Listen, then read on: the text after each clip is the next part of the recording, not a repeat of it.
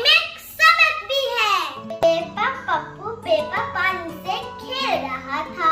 Peppa Pappu का पानी से पंख फिसला के वो गिर गया। प्यारे बच्चों, कभी पानी जाया ना करें।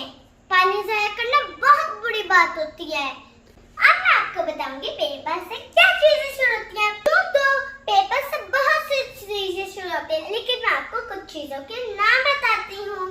पानी, पेपा पतंग, पेपा परिंदे, पेपा पत्ता, पेपा पानी, पेपा पाँव।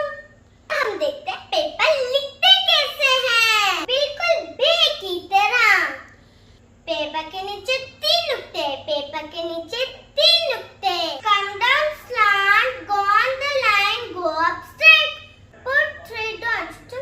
Put 3 dots. पे के नीचे 3 नुक्ते। देखा पेपर लिखना कितना आसान है, लेकिन ये पेपर का सब